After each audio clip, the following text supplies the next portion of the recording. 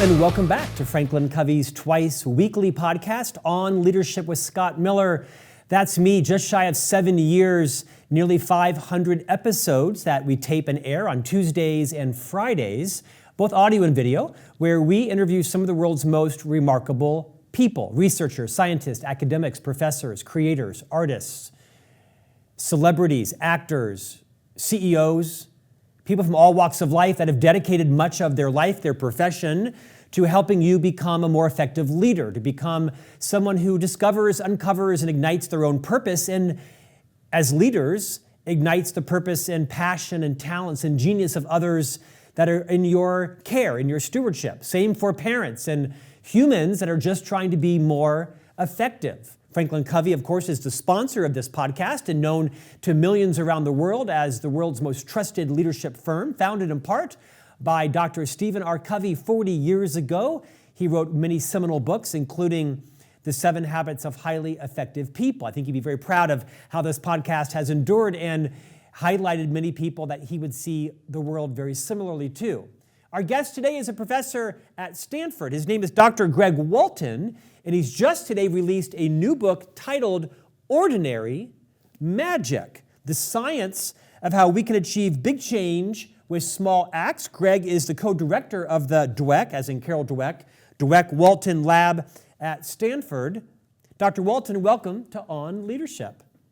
Hey, thank you so much for having me. Okay, so first of all, I have to ask you, how does someone become the co-director of the Dweck-Walton Lab? Because I don't know that anybody has left in the world that doesn't know who Carol Dweck is, her research and writing around growth mindset. Talk a little bit about your association with Carol and your role at Stanford as a professor.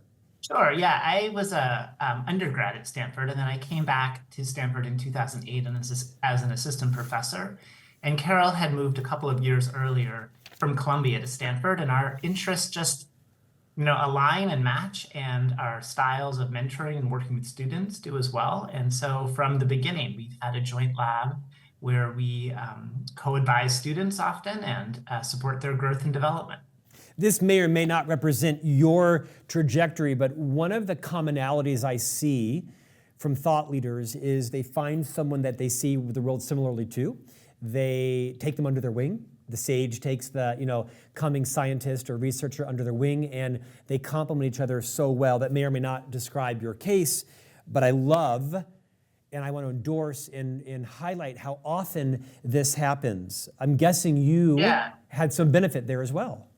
Yeah, no, I think that it's really important to understand that mentorship and support happens at every single level of somebody's career and development. So certainly like for myself as an undergraduate and then as a graduate student and then as a postdoc, I had the benefit of lots of great mentors. But Carol and other senior people at Stanford, when I came to Stanford as an assistant professor, were also just really helpful and valuable in learning what that next stage would be, what it required, how to do that well, how to navigate challenges.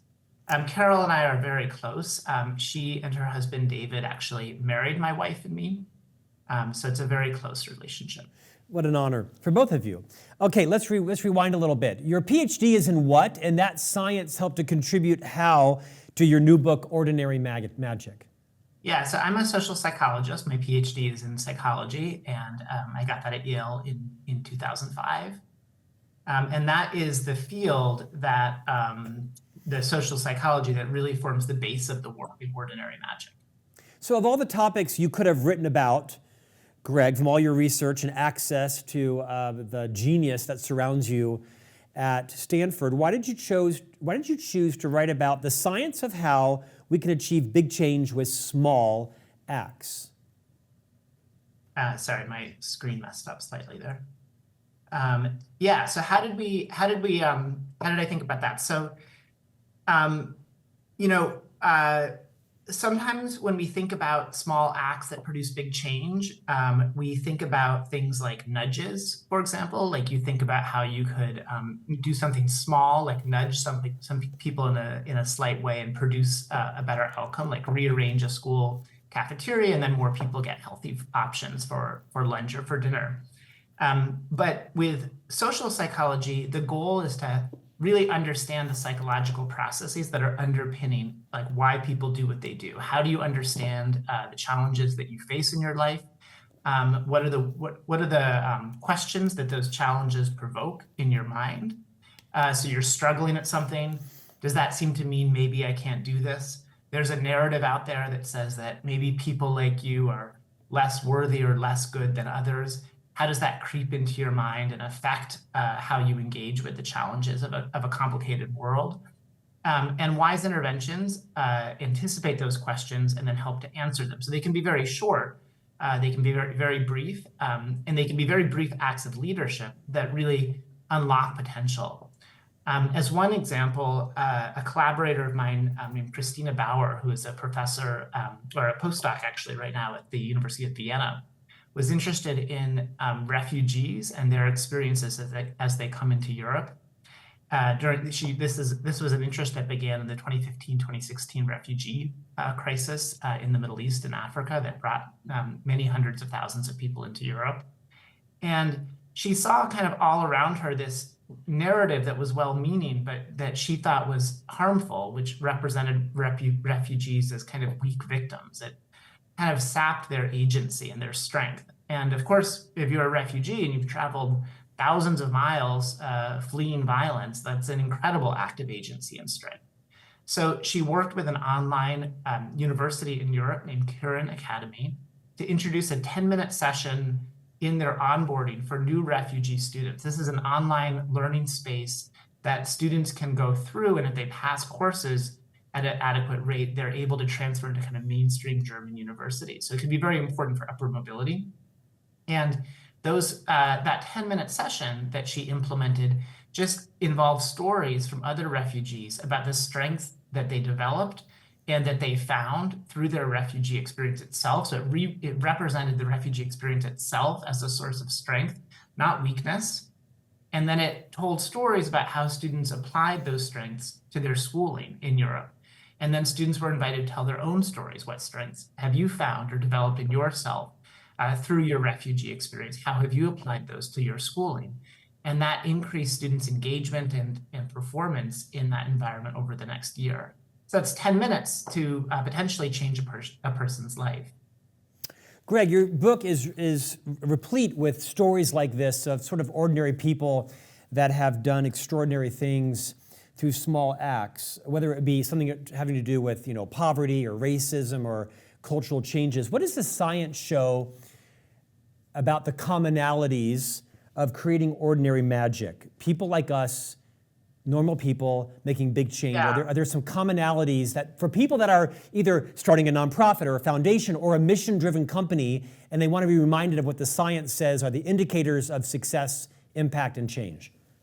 Yeah. I mean, the science shows very clearly that this is possible. It's not just possible, it's routine and ordinary. I think that if you ask people the question, was there somebody when you were struggling, when you weren't hadn't achieved yet, when maybe you were in conflict with people, was there somebody who showed you the good and competent person you could be, who believed in you before maybe you even did yourself?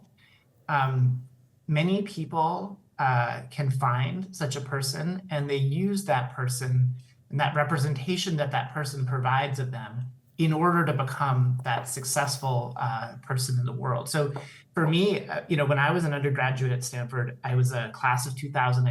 I took a class my sophomore year, a small class taught by an eminent psychologist named Eleanor Maccabee. She was one of the first women who really entered psychology as a researcher and was a really important figure in the field. She'd already retired, but she'd written a book. And we were reading the last proofs of the book before it was published. And so I was in the class, I enjoyed the class a lot. And then after the class, she gave me a copy of the finally published book. And I saw that she'd written on the inside of the book, "To Greg, who does think like a psychologist and may become one." And like that kind of representation from somebody you admire so much, who can maybe see in you something that you can't fully see yet, that can change your life, right? That's leadership. let's talk about leadership. This is a leadership podcast. We touch on all kinds of aspects around that, marketing and culture and strategy and wellness and anxiety. One of my favorite books is Multipliers, written by Liz Wiseman, former executive at Oracle, has gone on to become one of the most influential leadership authors and keynotes, I think, of our generation. Love Liz Wiseman's book. I reference it frequently in this podcast. I'm not obsessed with Liz. I'm obsessed with her work. We're friends. She talks about how important it is to first understand if you want to ignite people's genius, if you want to multiply their talents, you have to recognize that you are not the genius in the room, you're the genius maker of others. That is your leadership mandate. And she identifies 9 archetypes of how we accidentally diminish people. Let's talk about what your research shows around how leaders can support other people, maybe not always by grandstanding, but by doing things behind the scenes or more quietly. What does the research show around how leaders can ignite ordinary magic in those for which they are responsible? Yeah, I mean, the example that I gave of Christina Bauer's work is one example. So that was a kind of quiet act that the university did, that Curran University did. It was just this 10-minute thing that happened before students really engaged with the learning environment. But what it did was also really important because it signaled to the students that they were seen as strong and capable people who could apply that strength and capability to the challenging learning tasks coming before them. And in so doing, it was what I call psychologically wise. That is, it was sensitive to the kinds of questions that people might otherwise be asking, questions that could hold them back. So what Christina had seen was in that sociocultural world in Europe and following that refugee flow, there was this dominant narrative of the weak victim about refugees. And that poses a question in somebody's mind as they're engaging with the learning environment. Am I weak? Am I a victim? Am I seen as weak? Am I seen as a victim? And that's not the mindset you want to have. You don't want to have that question as you're taking on some really challenging material. If you're taking on something that's really hard and you don't know how to learn it yet, like maybe French verbs or something, and then you struggle, that little voice in your head is saying, I'm weak, I can't do it. And that holds you back. It prevents you from engaging. It prevents you from succeeding. So Curran was very wise in that sense. It anticipated that question. It implemented that 10-minute session, and then it allowed people to succeed. I have another example of this, which is based on work on what's called wise feedback. So when people provide feedback, like if you have done something, maybe you've written a report, maybe you've produced a first draft of something, maybe you've started a new outline of a project, and somebody who really knows what they're doing, somebody who's more experienced than you, looks at what you've done and gives you critical feedback on that. On the one hand, that can be like the best resource for learning and growth, like somebody who's really looked specifically at what you've done and said, here's where it's working, here's where it's not working, here's how you can get better. But on the other hand, it might feel like a ton of bricks. You might feel like you're knocked down, you're knocked on your back. And in the worst kinds of cases, you might be worrying about the possibility that maybe this person is biased, maybe they don't like you. When that kind of communication happens across group divides, when it's, for example, a man in a math or science context interacting with a younger woman, or when it's a white person interacting with a person of color, the recipient of that feedback could wonder, do they think that I've kind of confirmed a stereotype here? Are they just seeing me in light of a stereotype? And all of that stuff gets in the way. None of that is helpful for trust and communication and growth and learning and performance. And so what wise feedback does is it says to students, or it says to learners or performers, I'm giving you this feedback because I have high standards and I know that you can meet them. And that can unleash potential. We've been developing a program in partnership with a group called Leading Educators for teachers, to introduce teachers to the science of wise feedback and the practice of wise feedback. And this is a program in which teachers get access to learning materials for themselves. They do surveys of their students about how their students understand feedback. They have discussions with their students about how their students understand feedback. They start to write wise feedback notes to their student. We had a wonderfully moving experience a couple of years ago when a teacher in Grand Rapids, Michigan, a Spanish language high school teacher, was walking through her classroom and she saw a boy's cell phone on his desk, and it had a clear cell phone case.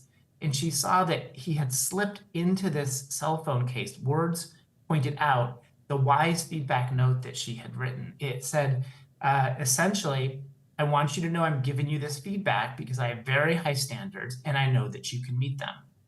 Like, that boy is now going to carry that with him everywhere, in her class, in his other classes. That's going to be the lens through which he's going to interpret his experiences of feedback going forward. And I'm sure that's going to change his life.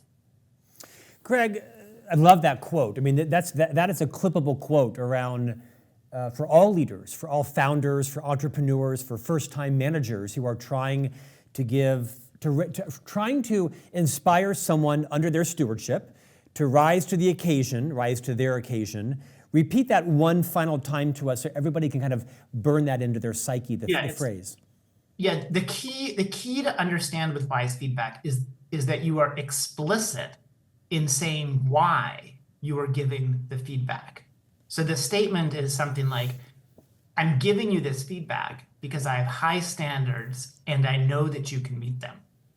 The equation is essentially high quality substantive feedback plus an explicit statement about high standards plus an explicit statement about assurance, and I know that you can meet them.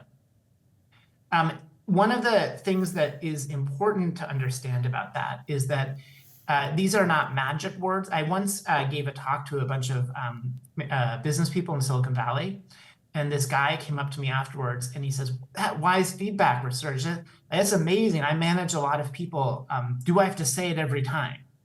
And like, of course, that would be ridiculous, right? Like, if you said it every time, it would soon become insincere. It would be inauthentic. People would think you're trying to kind of manipulate them or you're not really honest with them.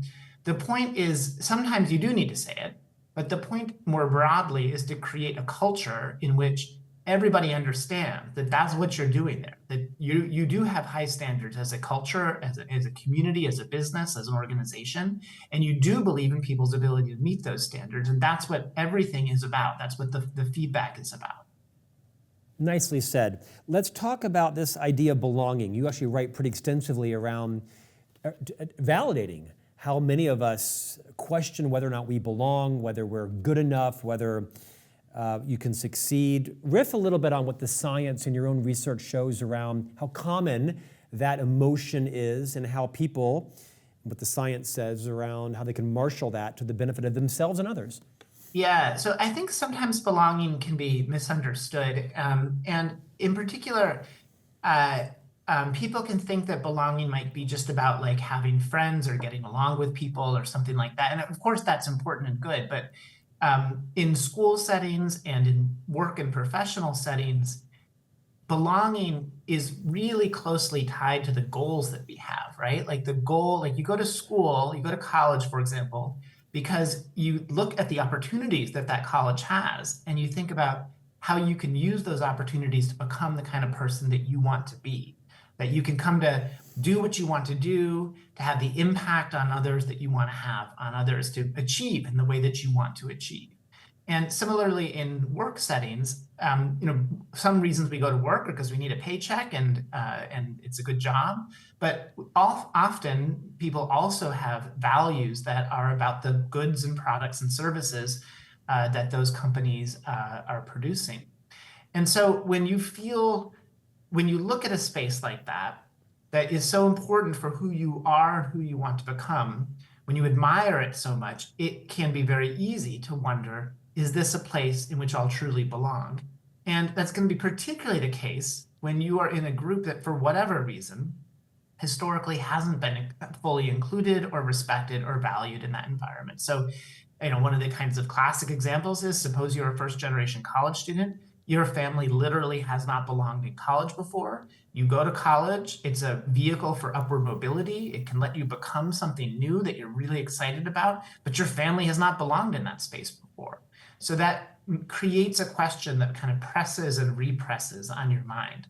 And then when bad things happen, like you get excluded maybe from a social outing, maybe your professor says something nasty to you, maybe there's a student group that you're trying to get into that you get rejected from, then it might feel like maybe I don't belong here in general. And if you start to draw that inference, people start to pull back, and that undermines engagement in spaces and ultimately success. So what we call the social belonging intervention is a way to address that psychology to help people succeed. Greg, I'm going to ambush you a bit, but it's well within your genre.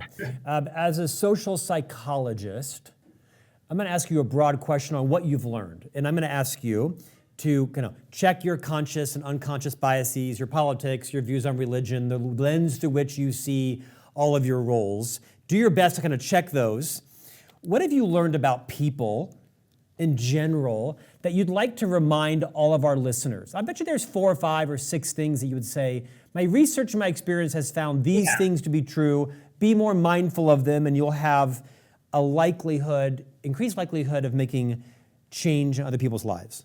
Yeah, so there's a lot of things. So as a social psychologist myself, when I was learning about social psychology, one of the seminal ideas that was articulated by my colleague Lee Ross and re-articulated in various ways by Malcolm Gladwell was the power of the situation. Like, you think about the classic social psychology studies, like the Milgram studies or the Zimbardo studies. These are studies in which there's a powerful situation, and it's surprisingly powerful, and then people, even sort of good, normal people, behave in kind of crazy and sometimes terrible ways. What I learned early on in graduate school in starting to do this kind of field research was about how situations unfold over time into other situations. What in the book I talk about as spirals. So you might be in a situation where you're wondering, let's go back to the belonging question. You're wondering, I'm not sure if I belong in this space. My family hasn't belonged here before. Maybe this space has been exclusionary of my community before. And then something bad happens and you start to pull back from that space. You don't go to office hours with your professor. You don't email them. You don't attend a review session. You hold back on interacting with your peers. You fast forward, and now you're in an environment in which you don't have as many friends. You're not as deeply integrated in the school community.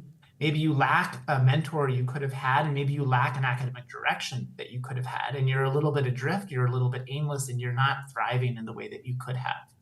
And so one of the key insights in the book, and for me, is about how the kind of little like amorphous, maybe seemingly trivial psychological things, like a little question in your mind, do people like me belong here, can spiral over time and like literally shape the course of our lives.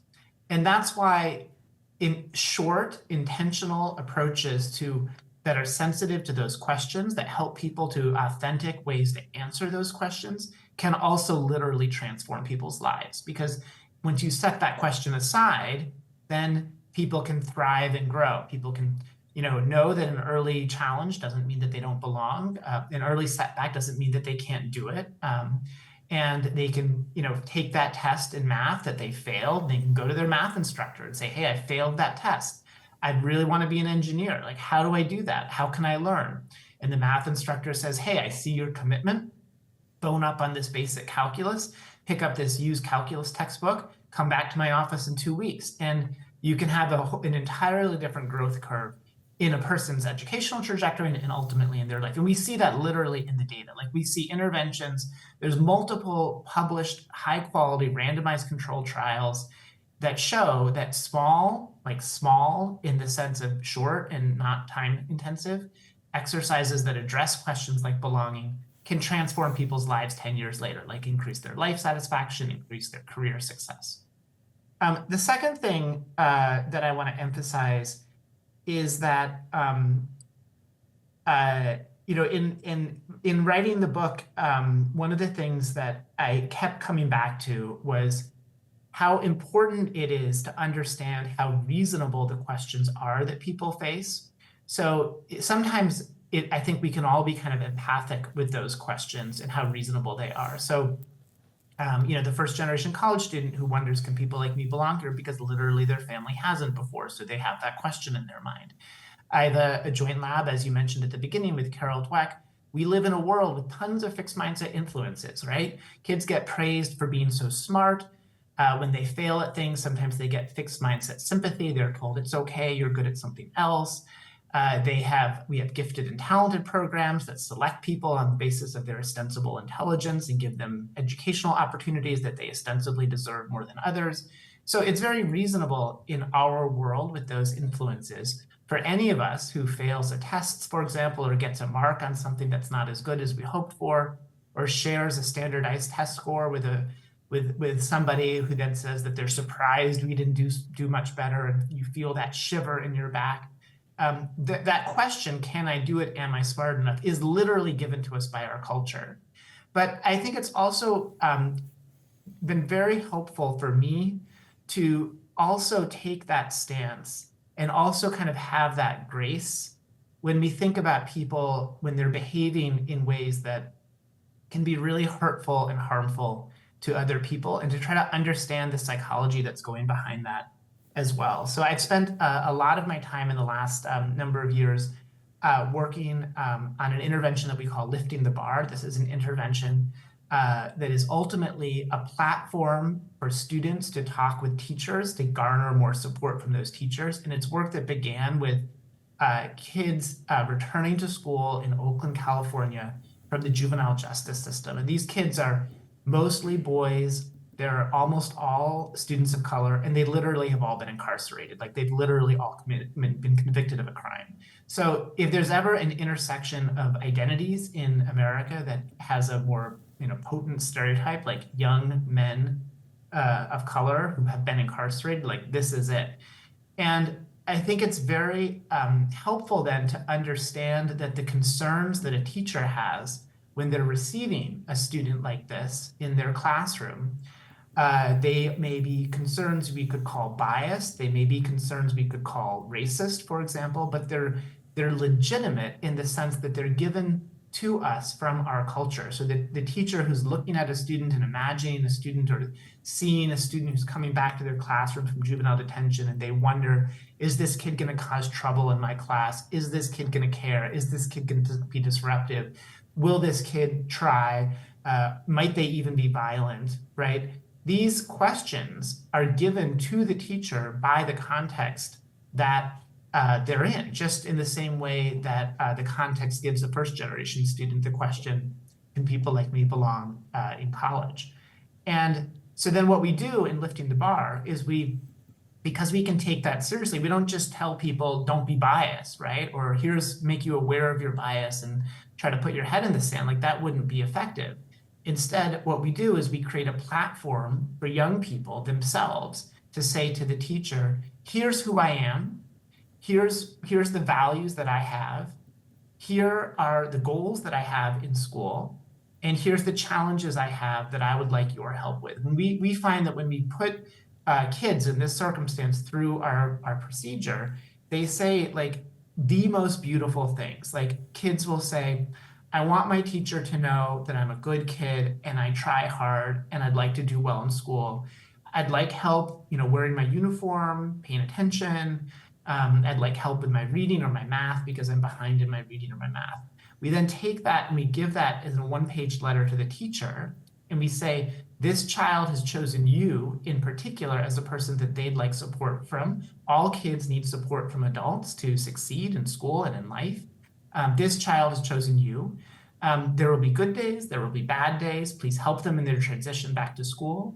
Please help them in their relationships with others. Here's what this child would like you to know about them. And when we find that when we do that, teachers' hearts open up and their minds open up. They're learning, and they're saying, oh, like, when I read the letter and I learn about the goals that this kid has, I'm reminded that he's a kid. He's a kid like any other. He may have made some mistakes, but if he is putting forth the effort, he deserves that chance to grow and succeed. And so I think rather than like having a stance when people are at their worst of just kind of blaming them or being critical of them or being negative, to really help understand that those questions that people have are legitimate, and then create situations where those questions can be addressed, like, is the way to a healthier, more productive way forward. Greg, in that last scenario, every time you said the word teacher, you could have changed it with leader. Every time you said the word student, it could have been colleague. I was thinking about a leader that I have friendship with. We go to the same house of worship together, the same Catholic church. And she has a young gentleman working with her that actually, I think it's his first professional job. And she's been trying to find ways to mentor him up to a higher standard. He hasn't had role models in his life that have been like her. And I just was thinking of so many examples of how she's going to be a major transition figure in his life by having high courage conversations, modeling, mentoring him. And there's so many lessons to learn from your research, your book, and what you just said there for all the leaders that are frustrated, that are I maybe— just want to emphasize, like, that's an ordinary magician, right? Like, that's a person who's going to create an image for this young person of who they can become. Yes.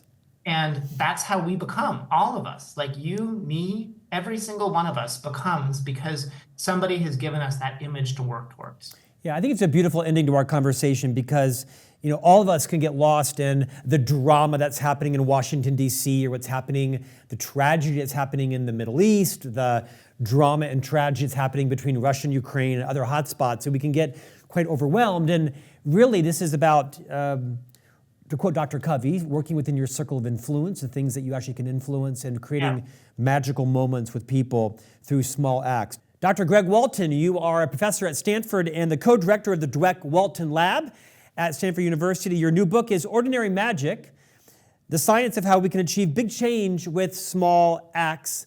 Thanks for your time today. Thank you, Scott. And we'll see you back here next week for a new conversation on leadership.